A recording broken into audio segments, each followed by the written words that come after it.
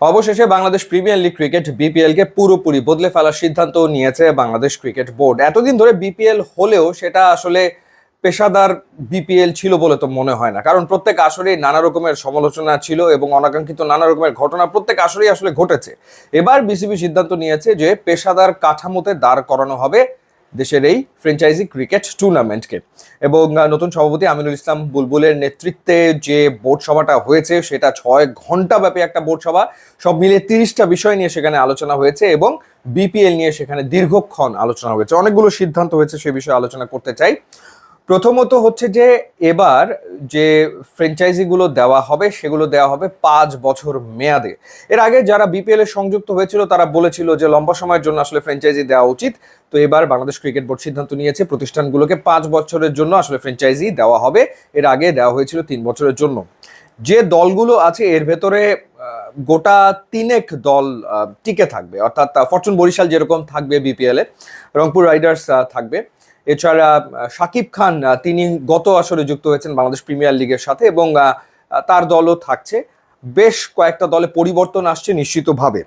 আরও একটা সিদ্ধান্ত হয়েছে বিসিবির সভাতে, সেটা হলো যে এখন চাইলে বিদেশের প্রতিষ্ঠান তারাও আসলে বিপিএল এ যুক্ত হতে পারবে, তারাও ফ্র্যাঞ্চাইজি কিনতে পারবে, সেটা বিসিবির নীতিমালা এবং সরকারের যে নীতিমালা সেটা অনুসরণ করে।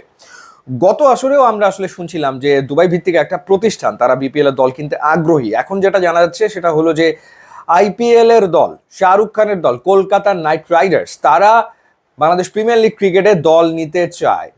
আমরা জানি যে শাহরুখ খান বিভিন্ন ফ্র্যাঞ্চাইজি ক্রিকেট টুর্নামেন্টে ইনভেস্ট করেন এবং দুবাইয়ে যে ইন্টারন্যাশনাল টি20 লিগ হয় সেখানেও তার দল রয়েছে। ক্যারিবিয়ান প্রিমিয়ার লিগে তিনি ইনভেস্ট করেছেন।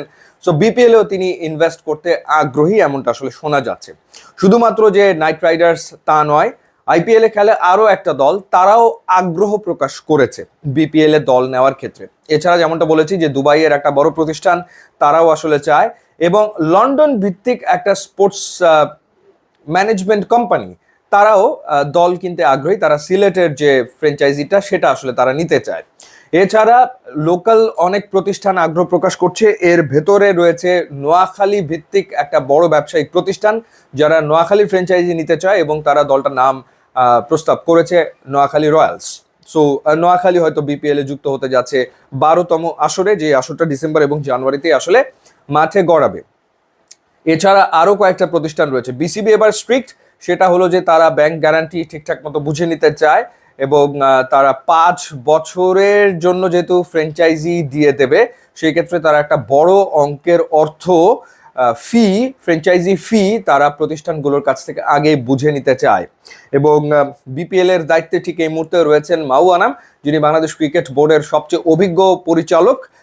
সুতরাং তিনি আসলে একেবারে বলা যায় যে টপ নচ একটা টুর্নামেন্ট উপহার দেওয়ার প্রত্যয় ব্যক্ত করেছেন এবং সেই ক্ষেত্রে বিপিএল এর দায় দায়িত্ব ছেড়ে দেওয়া হবে যারা ইভেন্ট করে, স্পোর্টসের ইভেন্ট করে, দেশের না বিদেশের নামি দামি যে প্রতিষ্ঠানগুলো রয়েছে সেই প্রতিষ্ঠানের কাছে এই ইভেন্ট করার দায় দায়িত্ব ছেড়ে দেওয়া হবে। অর্থাৎ বিসিবি নিজের থেকে কোনো কিছু করবে না, বাইরের প্রতিষ্ঠান এসে তারাই সবকিছু করবে। প্রোডাকশন থেকে শুরু করে, ব্রডকাস্ট থেকে শুরু করে, ম্যানেজমেন্ট সবকিছু আসলে তারা দেখভাল করবে, এরকম সিদ্ধান্ত হয়েছে।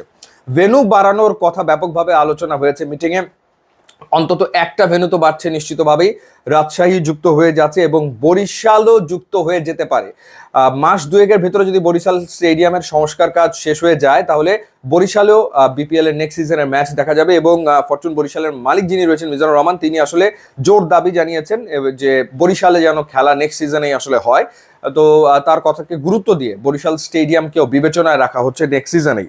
সো বেশ কিছু সিদ্ধান্ত বিপিএল কেন্দ্রিক আসলে হতে যাচ্ছে, নেওয়া হচ্ছে, যেগুলো বললাম। তো দেখা যাক নতুন যে কাঠামো সেই কাঠামোতে বিপিএল তার পুরনো জৌলুস আসলে ফিরে পায় কিনা এবং